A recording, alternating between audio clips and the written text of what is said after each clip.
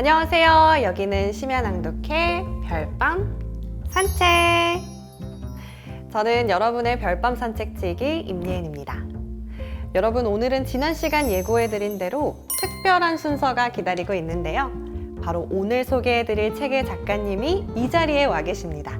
자리로 모시기 전에 시청자 사연부터 만나보겠습니다. 인천시 동구에서 서지연 님이 보내주셨습니다. 안녕하세요. 저는 산행을 좋아하는 20대 직장인입니다. 원래 여행 다니는 걸 좋아하는데 코로나 때 막혀서 너무 답답해하다가 등산에 맛을 들이게 됐어요. 산 정상까지 오르는 것도 좋지만 요새는 그냥 가볍게 트레킹하는 것도 참 좋더라고요.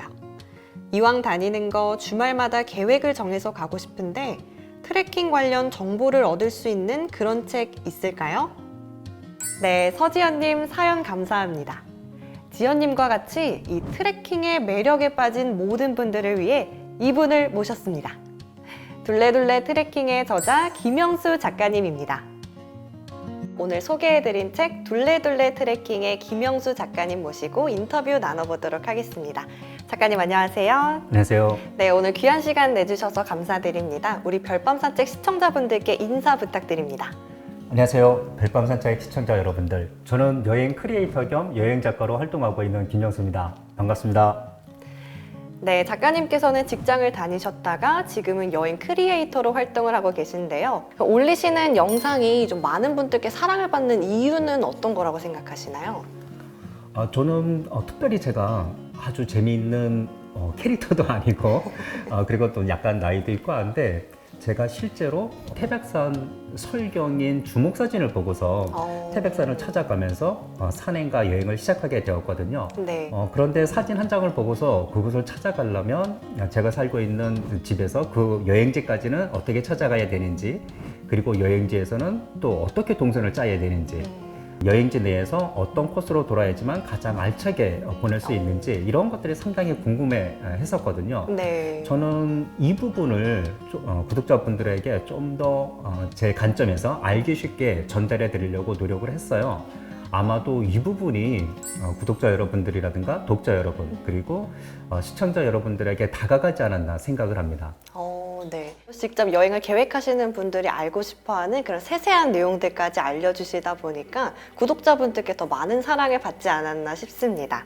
작가님 영상에 보면은 이제 하나의 관광지나 또는 이제 산을 소개해 주실 때도 그 문화적으로 또 역사적인 스토리까지도 되게 재밌게 풀어주시는데요. 정말 많은 책과 또 자료를 찾아보실 것 같은데 이런 노력까지 하고 있다 할 만한 내용이 있을까요? 네. 저는 이제 문화유산에 관심이 많아서 문화유산에 관련된 책들을 상당히 많이 보고 있습니다. 그리고 제가 공부하지 않으면 문화유산은 잘 보이지 않는 측면들이 있거든요. 네. 그런데 제가 비전공자이기 때문에 다른 분들이 쓰신 책을 통해서 공부를 할 수밖에 없는데 가장 많이 제가 봤던 책은 유흥준 교수님의 나의 문화유산 답사기입니다. 그리고 제가 처음 촬영지가 부석사라고 말씀을 드렸는데 네. 부석사를 가더라도 좀 전에 말씀드린 나의 문화유산 답사기를 기본 베이스로 해서 책을 한 권 읽고 부석사와 관련된 책을 한 10권 정도를 구매를 합니다. 네. 책을 왜 이렇게 많이 구매하지 않은데 왜냐하면 어떤 분들은 불교 전문가로서 불교의 관점에서 부석사가 갖고 있는 의미를 설명하신 책도 있고요. 또 어떤 분은 부석사가 세계 문화유산이잖아요. 세계 문화유산 관점에서 부석사를 바라보신 분도 있고 또 어떤 분들은 부석사가 갖고 있는 설화에 대해서 이야기를 풀어내신 분도 있어요. 네. 또 다른 분은 부석사와 관련된 문화유적이 어디에서 오게 되었는지 그리고 왜 이곳에 절이 만들어졌는지에 대해서 이야기를 풀어내신 책들이 많이 있어서 가급적 그분들의 책을 다 보고 나는 어디쯤에서 무엇을 봐야 되는지 그리고 또 한 가지가 있다라고 그러면 사진 작가분이 찍으신 책을 구매를 해서 네. 어디쯤에서 사진을 찍어야지만 멋진 사진을 찍을 수 있는지 이 포인트까지 보려고 노력을 하고 있습니다. 특히나 이제 사진 포인트 같은 경우에는 곧바로 영상으로 이어질 수 있기 때문에 제가 말로써 구독자 여러분들에게 설명해 드리는 것도 좋지만은 멋진 영상 한 장면을 구독자 여러분들에게 보여드리면 와 그래 여기는 이 부석사는 이 풍경 보러 가야 돼 이렇게 네. 느끼실 수가 있거든요. 그래서 한 절을 여행하면서 영상을 찍기 위해서도 기본적으로 10권 이상이 되는 많은 책을 통해서 그 절에 대해서 공부를 하고 사전에 공부를 한 다음에 여행을 가고 있습니다. 어떻게 하면은 현장에서 재밌게 새롭게 느낄 수 있을지 그 구독자들의 입장에서 생각해 주시는 작가님의 열정이 엿보이는 것 같습니다. 그러면 직장인일 때와 유튜버로 활동할 때의 수입이 조금 다를 것 같은데 그 부분도 좀 궁금합니다. 네네. 제 주변에 많은 분들이 가장 궁금해하시는 점이 바로 이 점입니다. 네. 그리고 또 제가 구독자분들하고 모임도 자주 하고 있는데 그때마다 받는 질문이기도 합니다. 제가 구체적으로 말씀드릴 수는 없는데요. 전 직장을 다닐 때보다는 좀 많이 벌고 있다고 말씀드릴 수 있습니다. 네. 네, 작가님과의 사전 전화 인터뷰에서 지금의 김영수를 만든 건 100% 구독자다 라고 말씀해 주셨는데요. 그 이유가 있을까요? 네. 제가 2019년 가을에 부석사 영상을 올렸다라고 말씀드렸는데 그때는 제가 영상에 대해서 전혀 기본 지식이 없었어요. 네. 그러다 보니까 카메라로 영상 촬영을 할 때 좀 더 안정적으로 찍을 수 있는 짐벌을 사용해야 되고 마이크도 좀 더 안정적인 걸 사용해야 되는데 그냥 일반적인 핸드폰 카메라를 들고 가서 영상을 찍었습니다. 그렇다 보니까 영상도 많이 흔들렸고 마이크에도 제 목소리보다는 바람 소리가 더 많이 들어갔어요. 그래서 상당히 좋지 않은 영상이었는데 그 영상을 보신 구독자님들이 부정적인 댓글을 달아주시기보다는 오히려 영상을 찍을 때 이러이러한 점들을 좀 더 주의하고 이렇게 하면은 좀 더 안정적으로 영상을 찍을 수 있다. 이렇게 긍정적인 댓글을 많이 달아주셨습니다. 네. 만약에 부정적인 댓글이 있었다라고 그러면 저는 아마도 그곳에서 거기에서 포기를 했을 텐데 좋은 댓글을 달아주셔서 긍정의 힘을 제가 얻어서 좋은 영상을 더 많이 제작할 수 있지 않았나 생각이 됩니다. 그렇다면 이제 책의 이야기로 좀 넘어오려고 하는데요. 작가님께서 책을 출간하시게 된 계기가 좀 궁금합니다. 2020년하고 2021년 2년 동안에 영상을 만들면서 우리나라에 정말이지 아름다운 곳이 이렇게 많구나 새삼 깨닫게 되었습니다. 하지만 영상으로서 정리하기에는 조금 뭔가 부족해서 제가 다녔던 아주 멋진 우리나라 여행지를 정리하고 싶다라는 생각을 하고 있었거든요. 어떻게 제가 다닌 여행지를 정리할까 고민하고 있었는데 마침 출판사에서 책을 만들면 어떻겠냐고 제의를 해서 책 제의가 들어오자마자 저는 곧바로 하겠다라고 말씀을 드렸고요. 그 이후에 1년 반 동안 책 원고를 쓰는 과정이 진행되었습니다. 네. 그렇게 해서 이제 책을 준비하시게 됐는데요. 이 책의 구성이 굉장히 디테일합니다. 이제 책 구매자분들의 리뷰에도 다들 상세하다, 센스 있다, 내용이 정말 많이 담겨져 있다 이런 평이 많은데요. 그만큼 좀 공을 많이 들이신 것 같은데 출판 후의 반응은 좀 어땠는지 또 어떤 부분에서 가장 보람을 느끼셨는지 궁금합니다. 책을 출판하고 나서 곧바로 교보문고에서 여행 부분에서 베스트셀러가 되었는데요. 저도 갑자기 여행 부분에서 베스트셀러가 돼서 많이 놀랐고요. 독자분들이 호응해 주셔서 정말 이제 고맙다라고 하는 말씀을 드리고 싶습니다. 저는 제 책을 기획하면서 맨 앞쪽에 그 코스에서 볼 수 있는 가장 아름다운 사진을 한 장 올려놓았는데요. 독자 여러분들이나 시청자 여러분들이 제 책을 보시고서 이 사진 한 장을 통해서 여기 가보고 싶은데 이런 생각이 드셨으면 하는 마음으로 올렸고요. 바로 뒷면에는 그러면 여기를 어떻게 가지? 라고 했을 때 자차로 가시는 분들을 위해서 내비게이션 목적지 그리고 대중교통을 이용하시는 분들을 위해서 버스나 기차편을 적어 놓았고요.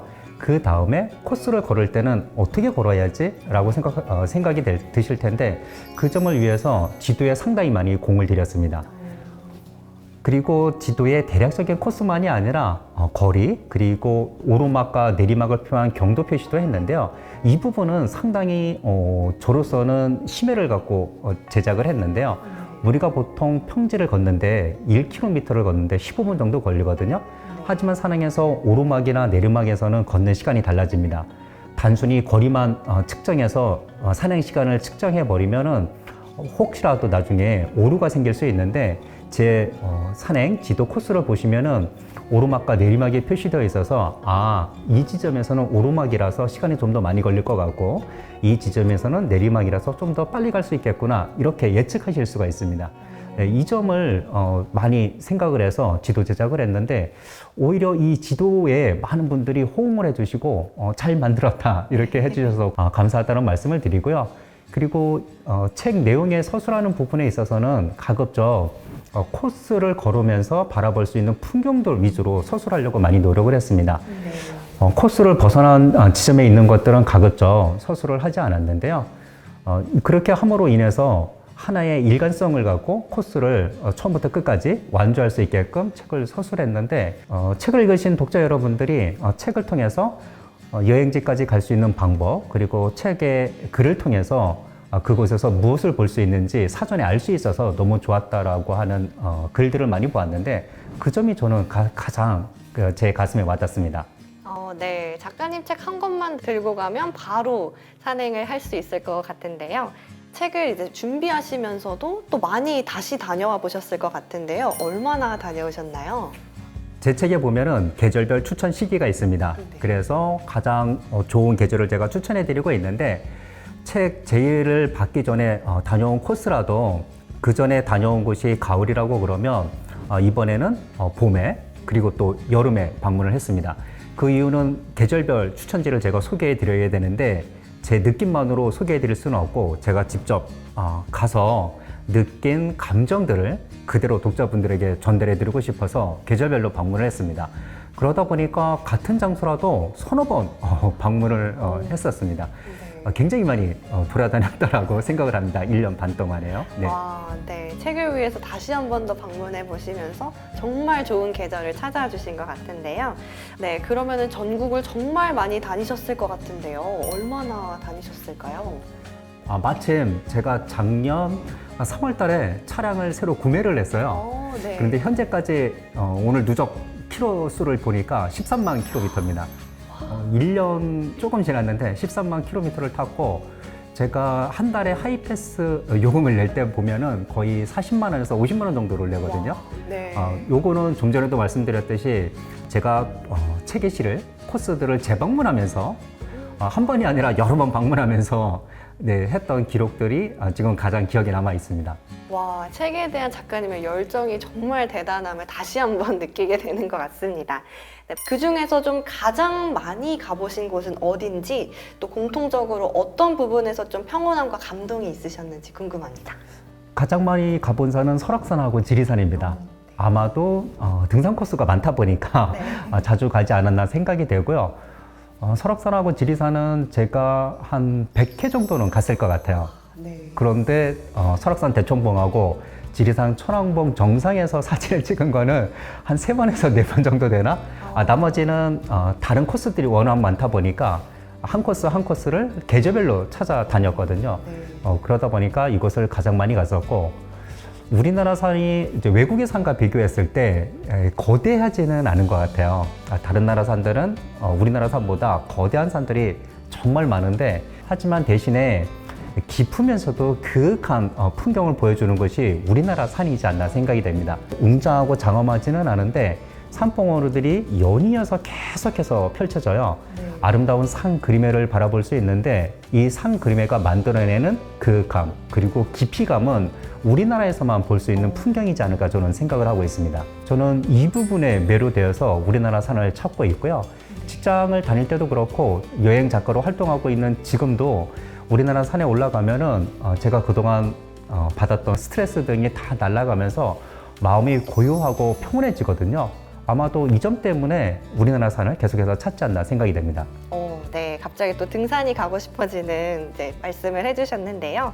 네, 방송일이 8월 초 마침 딱 휴가 시즌이랑 좀 맞물리게 되는데요. 한여름에 추천하시는 트레킹 코스는 어디가 있을까요? 제 책에서 소개한 코스 중에서는 포항 내연선 12폭포 그리고 함양 선비 문화탐방로 1구간을 추천해 드리고요. 제가 책에서는 실지 않았는데 개인적으로 추천해 드리고 싶은 곳은 울진에 있는 왕피천 그리고 인제에 있는 아침가리골을 여러분들에게 추천해 드리고 싶습니다. 네, 추천하시는 이유가 따로 있으실까요? 여름이잖아요. 여름에는 계곡을 걷는 것이 네. 최고의 필사가 아닌가 생각이 됩니다. 왕피천하고 아침가리골은 계곡을 걸으면서 트레킹을 할 수 있기 때문에 추천해 드립니다.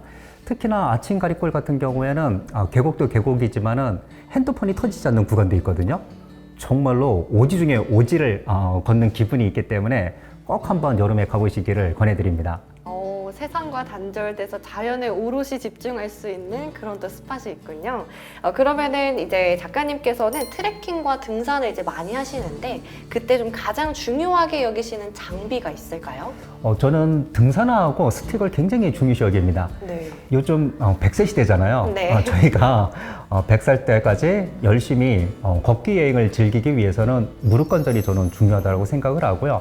무릎 관절을 보호하기 위해서는 등산화가 어느 정도 두께가 있어서 무릎을 보호해 줄 수 있는 등산화로 선택하시는 게 좋고, 스틱도 마찬가지로 오르막이나 내리막이 심한 곳에서는 스틱을 사용하시면 무릎에 가해지는 충격을 완화시켜 줄 수 있거든요. 네. 그래서 등산화하고 스틱을 꼭 사용하셨으면 좋겠습니다. 또 하나 등산 배낭을 매셨으면 좋겠습니다. 등산 배낭을 매면은 크지 않은 아주 조그만 거라도 등산 배낭을 매게 되면은 오르막이나 내리막에서 혹시라도 내가 넘어졌을 경우에 그 배낭으로 인해서 내 몸을 보호해 줄 수 있거든요. 그래서 작은 배낭이라도 꼭 메고 다니셨으면 좋겠고, 마지막으로 응급 블랭킷을 꼭 하나 챙겨서 다니셨으면 좋겠습니다. 응급 블랭킷은 많이들 아실 거예요. 작은 은박지인데 10개에 보통 한 15,000원 정도 하거든요. 네. 하나가 한 1,500원 정도 단가가 되는데, 이것은 저체온증을 방지하는데 엄청난 효과를 발휘합니다. 저체온증은 꼭 겨울에만 생기지는 않거든요. 여름에 비를 맞은 다음에 생기기도 하고, 봄, 가을에 일교차가 심하면 저체온증이 오기도 합니다. 이럴 경우에 요 얇은 은박지를 뒤집어 쓰고 있으면 체온이 유지되기 때문에 저체온증으로부터 내 몸을 보호할 수가 있습니다. 그래서 좀 전에 말씀드린 이런 장비들을 꼭 챙기시는 게 좋지 않나 저는 생각을 합니다. 네, 좋은 팁 감사드립니다. 작가님께서 내주신 이 책이 독자들에게는 어떤 안내서가 됐으면 한다 하는 바람이 있으신가요? 첫 번째는 우리나라에도 이렇게 멋진 여행지가 있었나? 라고 독자분들이 느껴주셨으면 좋을 것 같고요. 두 번째는 그 여행지를 찾아감에 있어서 좀 더 편안하고 쉽게 찾아갈 수 있었으면 좋겠습니다. 마지막 세 번째로는 제 코스에 대한 제 글을 읽어보시면서 사전에 이 코스에서 이러이러한 것들을 볼 수 있구나, 이렇게 미리 사전 지식으로 공부를 하시고서 여행지를 가셨으면 정말로 좋겠다는 생각을 합니다. 네. 저희 별밤 산책 시청자분들도 여행과 산행을 좋아하시는 분들이 많은데요. 저희 시청자분들에게도 한 말씀 부탁드립니다. 마운틴TV 별밤 산책 많이 사랑해 주시고요. 별밤 산책 시청해 주시는 여러분들께서도 항상 건강하고 행복한 트레킹을 즐기시기 바라겠습니다. 네, 따뜻한 메시지 전달해 주셔서 정말 감사드립니다. 그리고 작가님하고 마운틴TV하고 또 좋은 소식이 있다고 들었는데요. 네네.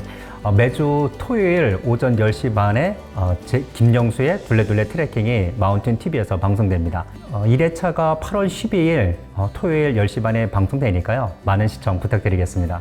네, 이제 별밤 시청자분들도 마운틴TV를 통해서 작가님을 뵐 수 있을 것 같은데요. 마운틴TV에서 시청 인증 이벤트도 진행한다고 하니까요. 많은 관심 부탁드립니다. 네, 이렇게 해서 오늘 작가님하고 인터뷰 나눠봤습니다. 작가님 함께 해주셔서 감사합니다. 네, 감사합니다. 네, 오늘 김영수 작가님 모시고 귀한 얘기 나눠보았는데요. 트레킹에 관한 진솔한 이야기 낭독으로 들어보겠습니다.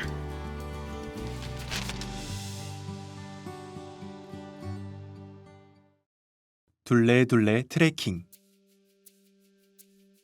파트 1. 입문자를 위한 트레킹의 기초. 기본적인 트레킹 준비.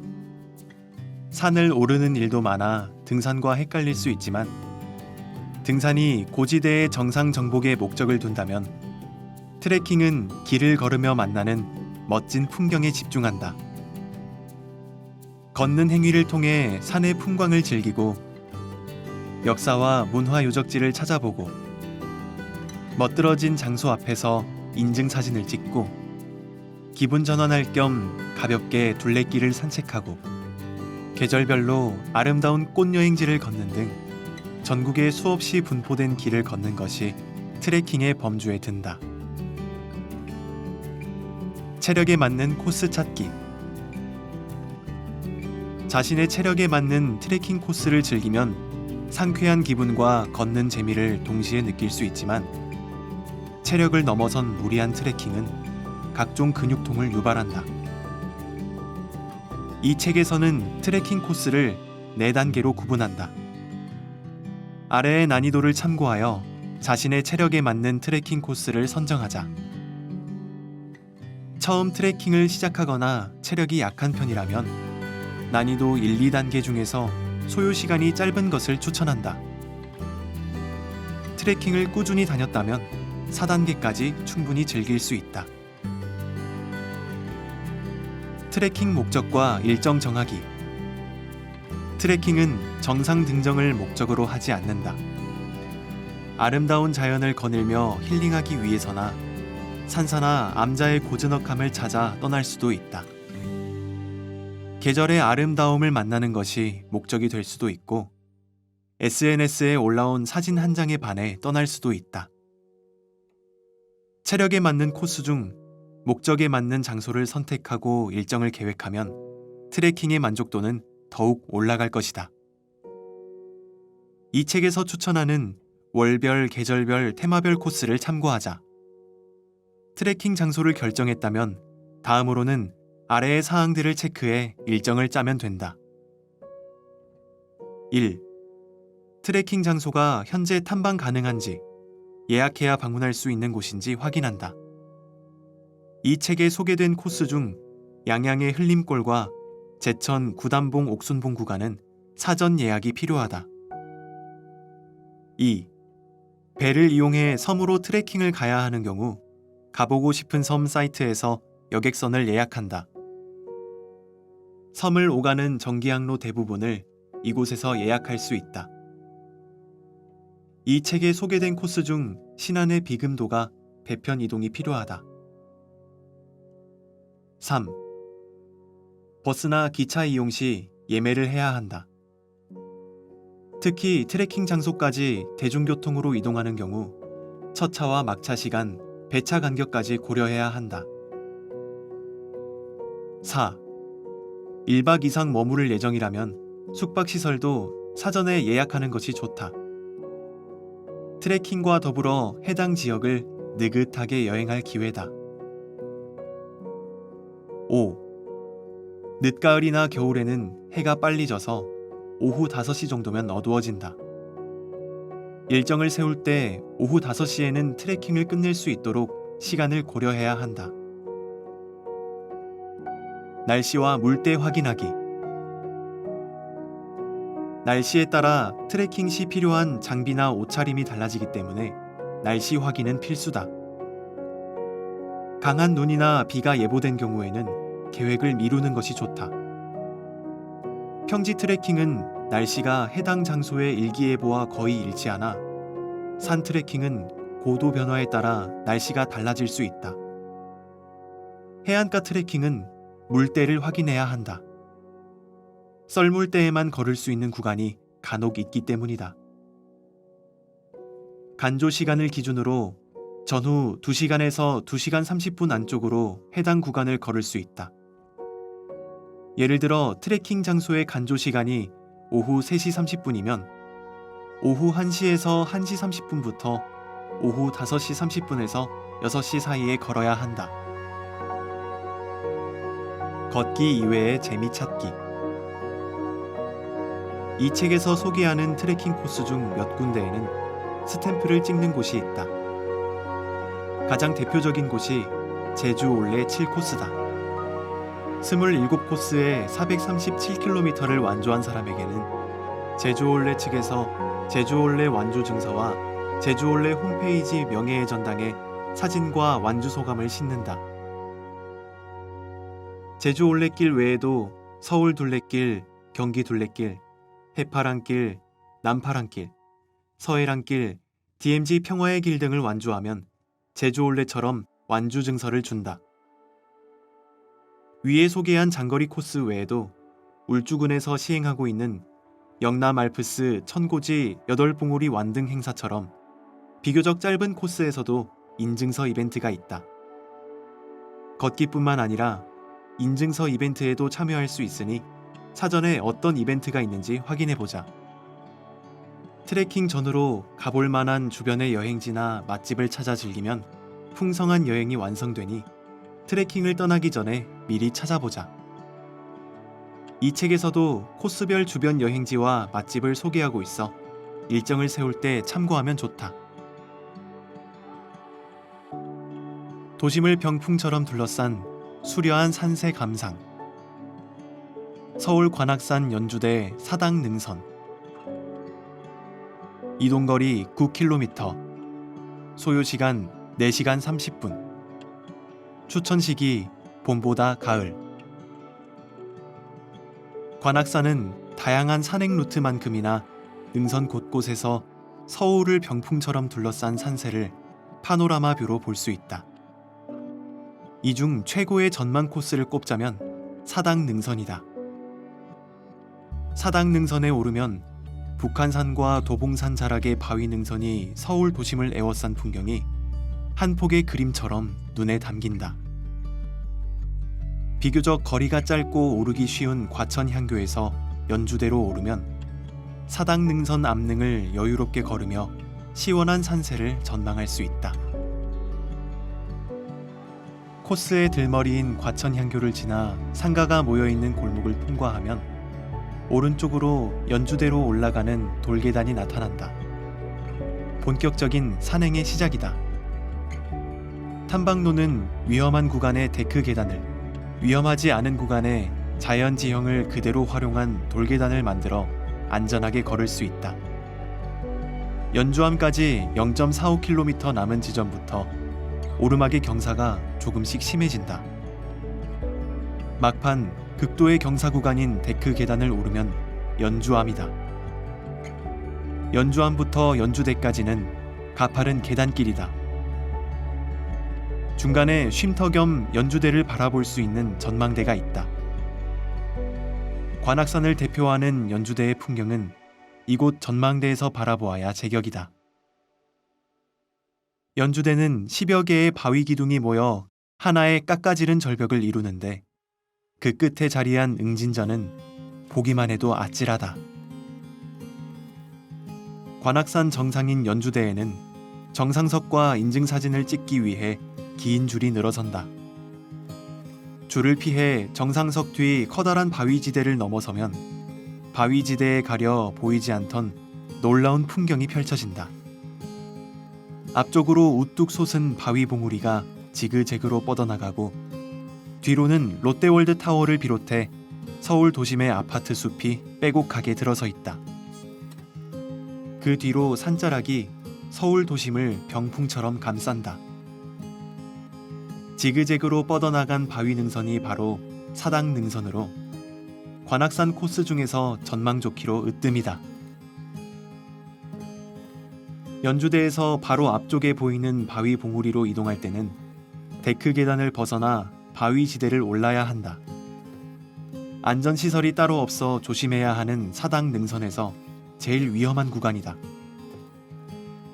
이후에도 몇 차례 바위 지대를 통과하나 이곳 외에는 크게 위험하지 않다. 바위 봉우리에서는 롯데월드 타워도 또렷하게 보이지만 북쪽으로 하얀 바위 능선이 파노라마처럼 펼쳐지는 북한산과 도봉산 자락의 풍경이 더 인상적이다. 서울 도심과 산세를 한눈에 조망할 수 있는 최고의 전망대다. 커다란 바위 대문인 관악문을 지나 능선의 낮은 지점인 안부에 도착하면 사당역 1시간, 연주대 600m 이정표가 안도감을 준다. 1시간만 걸으면 사당역이라고 하지만 풍경을 감상하며 걷다 보면 1시간을 훌쩍 넘기게 되니 참고만 하자. 서울 도심을 바라보며 걸을 수 있는 암릉 구간과 데크 구간이 반복되고 잠시 쉬어갈 즈음 나타나는 넓은 바위가 마당 바위다. 마당 바위에 앉으면 왼쪽으로는 한강과 북한산, 도봉산이 더 가까이 보이고 오른쪽으로는 지금까지 걸어온 사당 능선이 보인다. 뒤이어 만나는 하마바위는 바위가 워낙 커서 안내판 뒤쪽으로 물러나야 하마 모양의 윤곽이 잡힌다. 하마바위를 지나 나오는 헬기장에는 관음사 1.3km, 사당역 2.5km 이정표가 있다. 직진하여 일몰 풍경이 아름다운 선유천 국기대에서 노을을 감상하고 사당역으로 향한다. 거대 바위 절벽으로 이루어진 협곡의 위용, 포천 벼룻길, 부소천 둘레길. 이동거리 8.8km, 소요시간 4시간, 추천시기 봄보다 가을. 포천 한탄강 주상절리길 3코스인 벼룻길과 부소천 둘레길을 연계하는 코스다. 한탄강 세계 지질공원 내의 지질 명소를 부담 없이 즐길 수 있다. 숲속에 있는 천혜의 비경으로 알려진 비둘기낭 폭포와 한국의 그랜드 캐니언으로 불리는 멍우리 협곡, 그리고 멍우리 협곡과 비견될 만한 풍광을 보여주는 부소천 협곡을 한 번에 둘러본다. 특히 부소천 협곡은 2022년에 개통된 따끈따끈한 곳으로 아름다운 풍경과 더불어 새로움까지 전한다. 한탄강 세계지질공원 내에 있는 비둘기낭 폭포는 우리에게 익숙한 영화와 드라마의 촬영 명소다. 선덕여왕, 추노, 최종병기 활, 킹덤 등을 이곳에서 촬영했다. 주차장 한쪽에 있는 비둘기낭 폭포 이정표에서 1, 2분 만에 웅장하고 신비한 폭포를 만난다. 비둘기 둥지처럼 움푹 팬 모습으로 폭포 주위를 감싼 현무암 주상절리 절벽과 옥빛을 띠는 폭포 아래의 깊은 웅덩이인 폭포가 반긴다. 폭포 옆에는 하식 동굴이 발달해 있다. 영화와 드라마에서 보았던 장면이 떠오르면서 아름다움 이상의 감흥이 밀려온다. 비둘기낭이라는 이름은 이곳에 수백 마리의 맷비둘기가 서식했었고 폭포 주위가 비둘기 둥지를 닮아 붙은 이름이다. 포천 한탄강 주상절리길 3코스인 벼룻길은 강가나 바닷가의 낭떠러지에 난 길을 의미하며 비둘기낭 폭포에서 시작한다. 시작하자마자 천혜의 비경에 감탄하는데 5분 거리에 있는 포천 한탄강 하늘다리에서 또 한 번 감탄한다. 한탄강 수면 50m 위, 200m 길이의 다리 한가운데에 서면 한탄강의 협곡이 눈앞에 펼쳐지면서 협곡의 웅장함과 아찔함을 직접 체감하기 때문이다. 대회산교를 아래를 통과해 숲길을 지나면 한탄강 협곡 옆을 걸을 수 있는 데크를 만난다. 데크를 따라 높이 20에서 30m의 바위 절벽을 마주보며 걸을 수 있다. 거대한 바위 절벽은 부소천까지 이어진다. 데크를 걷다 보면 반대편 바위 절벽 중간에 움푹 팬 작은 규모의 동굴을 찾을 수 있다. 하천에 의해 만들어진 하식 동굴이다. 동굴이 있는 중간 부분이 과거 강물이 흐르던 자리다. 오랜 세월 한탄강이 흐르면서 바닥을 깎아내리는 하방 침식 작용으로 인해 지금의 위치까지 내려갔다. 과거와 현재의 하천 높이는 상당히 큰 차이가 난다. 데크를 따라 작은 고개를 넘어서면 벼룻길 최고의 전망대인 멍우리 협곡 전망대가 기다린다. 전망대는 한탄강 물길이 역시자로 휘어나가는 지점에 있어 전망대 위아래로 길게 늘어선 바위 절벽을 제대로 감상할 수 있다. 우리나라에서는 좀처럼 보기 힘든 풍경에 넋을 놓고 바라보게 된다. 전망대 맞은편 바위 절벽에는 현무암의 육각형 주상절리가, 전망대 쪽 바위 절벽에는 변성암이 힘을 받아 형성된 낙엽 모양의 줄무늬 염리가 보인다. 같은 지점의 바위 절벽인데도 한탄강을 사이에 두고 다른 모양의 암석을 볼 수 있어 신기하다. 이후 벼룻교까지 이어지는 평탄한 숲길을 걷는다. 길 왼쪽으로 한탄강의 깎아지른 절벽과 강물이 보이고 오른쪽으로 밭과 평야지대가 펼쳐진다. 탐방로 좌우로 펼쳐진 서로 다른 풍경을 감상하다 보면 금세 부소천교에 다다르며 벼룻길이 끝난다. 부소천교에서 잠수교까지 이어지는 구간은 부소천 둘레길이다. 부소천은 우리에게 잘 알려진 산정호수에서 발원하여 이곳까지 흐르는 13.43km의 하천이다.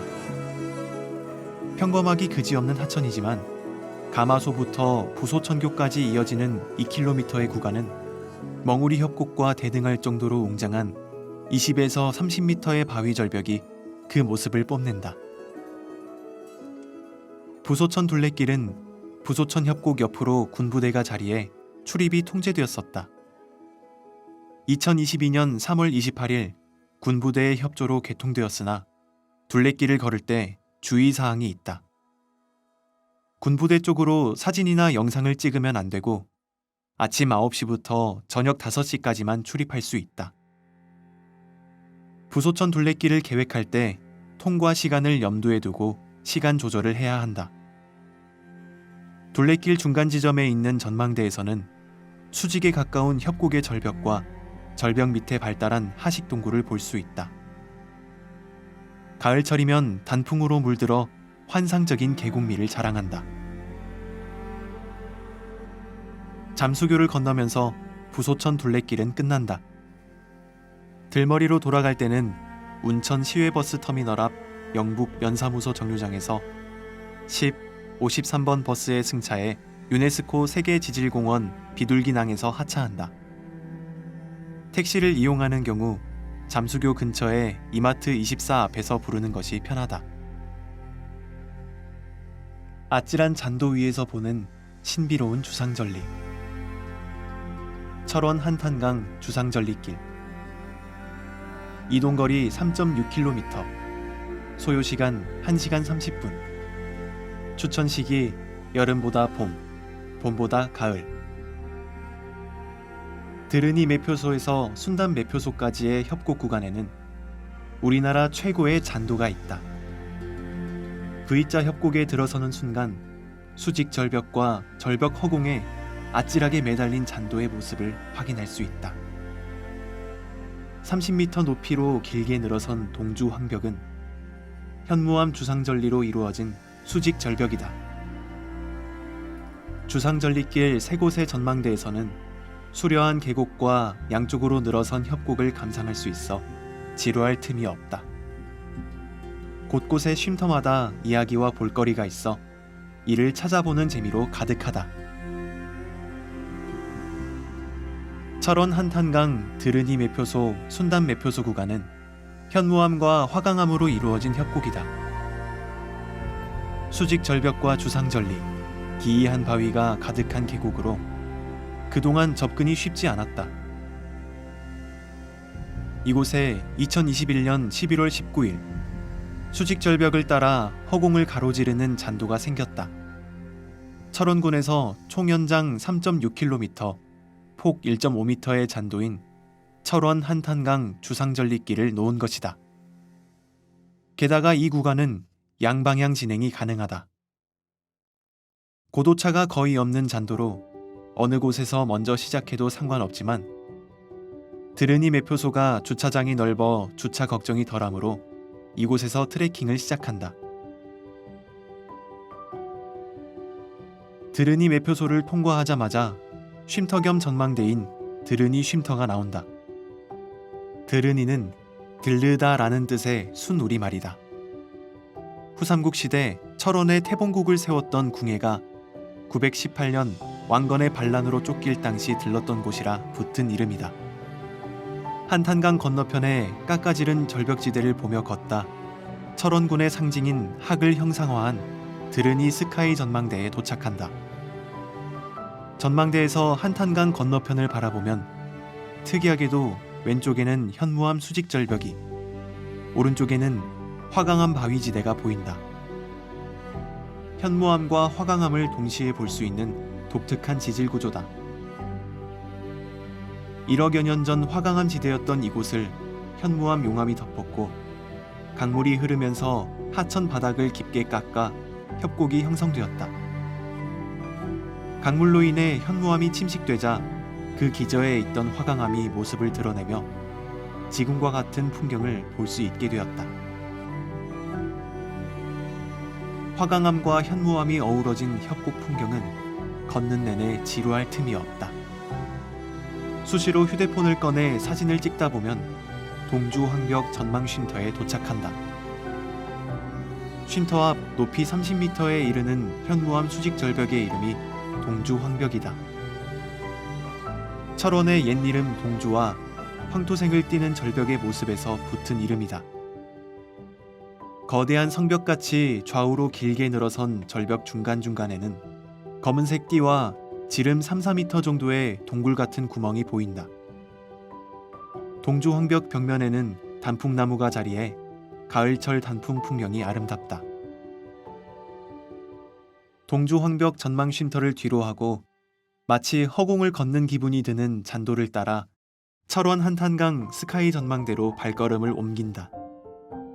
이 전망대는 강 쪽으로 길이 활처럼 휘어져 나 있어 전망대 끝에 다다르면 강 양쪽으로 서 있는 수직 절벽을 카메라에 담을 수 있다. 바닥이 유리라 미끄러운 편이니 안전에 유의하며 사진을 찍어야 한다. 이어서 나오는 샘소 쉼터에는 주상절리길 중 유일하게 화장실이 있다.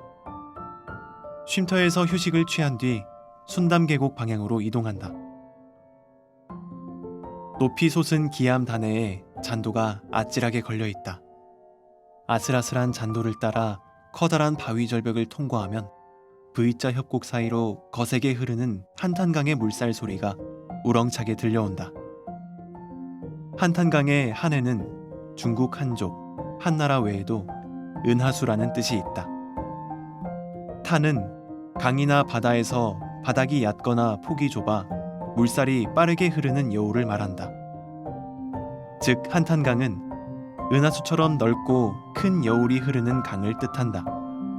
하지만 6.25 한국전쟁 당시 치열한 전투가 벌어졌던 곳이기도 해 한탄의 정서가 더 강하게 다가온다.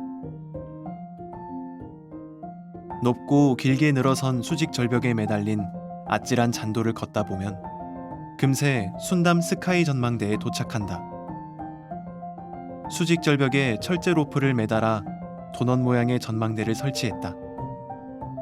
전망대 중간에 서면 순담 계곡에서 샘소 쉼터까지 길게 이어지는 협곡의 모습이 한눈에 보인다. 밑으로 구멍이 숭숭 뚫려 있어 거침없이 흘러가는 물살을 볼 수 있다. 이곳에서 5분 정도 더 걸으면 순담 매표소다. 주말과 공휴일에만 운행하는 무료 셔틀버스에 승차해 드르니 매표소로 돌아간다. 기암과 폭포가 어우러진 보물 같은 계곡길. 양양 흘림골 주전골.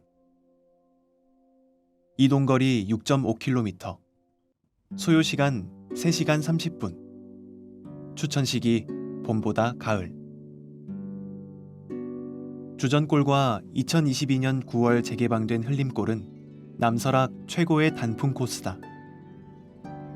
흘림골은 서북능선과 동해를 한눈에 조망할 수 있는 전망대, 그리고 12개의 폭포가 흐르는 기암 절벽까지 숨겨진 보물을 품고 있다.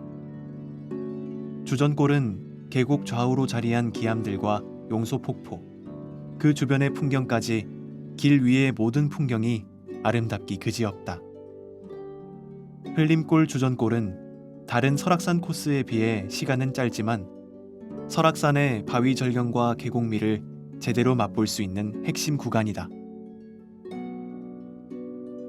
흘림골 주전골은 수많은 설악산 단풍 코스 중 비교적 부담 없이 걸으며 설악산 단풍의 진수를 맛볼 수 있는 코스다.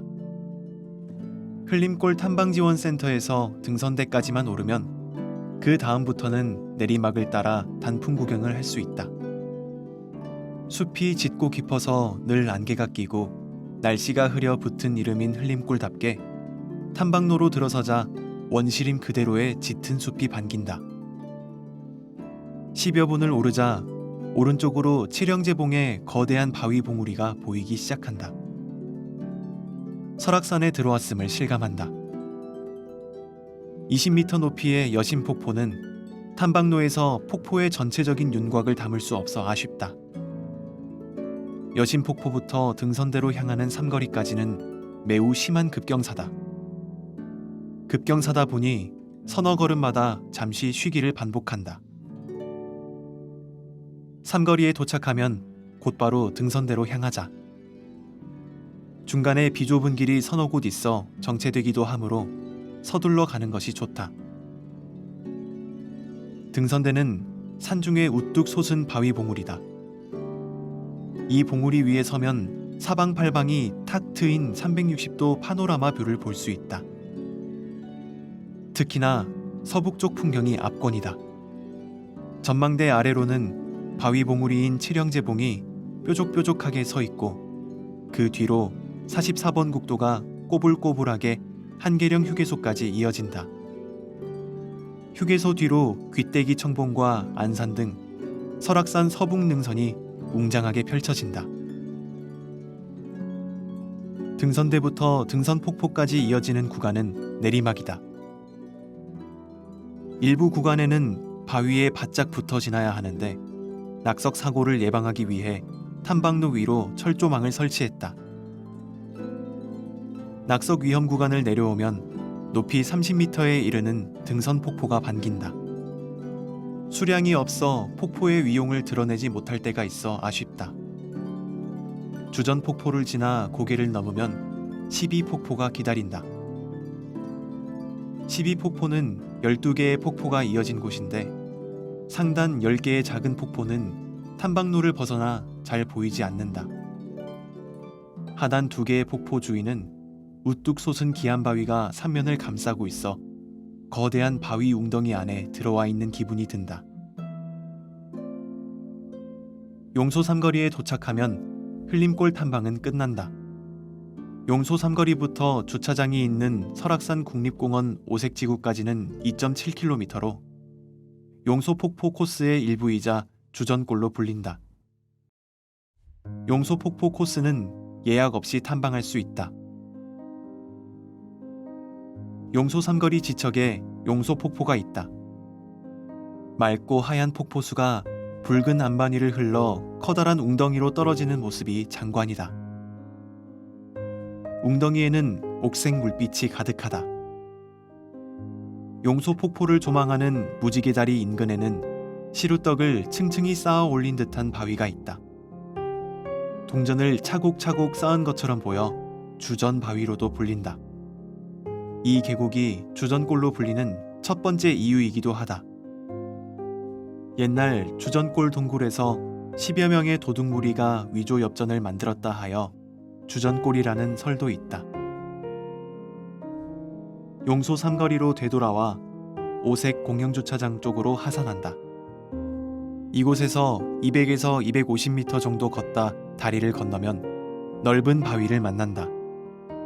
이 바위에 서서 건너온 다리를 바라보면 다리 위로 기기묘묘한 바위들이 각자의 수려함을 뽐내고 있다. 이후 이어지는 주전골 탐방로는 잘 정비되어 걷기 편하고 길의 좌우로 펼쳐진 바위 봉우리가 성국사까지 이어진다. 넓은 소를 이룬 선녀탕을 지나면 수많은 바위 봉우리 중 가장 날렵하고 우뚝 솟은 독주암이 주전골을 빠져나가는 탐방객에게 마지막 인사를 건넨다. 보물로 지정된 양양 오색리 3층 석탑이 있는 성국사를 지나 500m를 걸으면 오색약수다. 1500년경 성국사의 승려가 발견한 약수로 발견 당시 성국사 뒷뜰에서 자라던 오색화에서 따와 오색약수로 명명했다. 나트륨과 철분이 함유된 약수는 쌉싸래한 맛이 난다. 약수가 조금씩 나오기 때문에 맛을 보려면 한참을 기다려야 한다.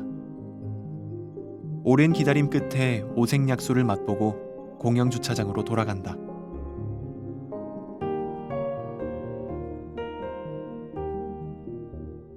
높이 오르기보다 천천히 나아가는 트레킹의 매력.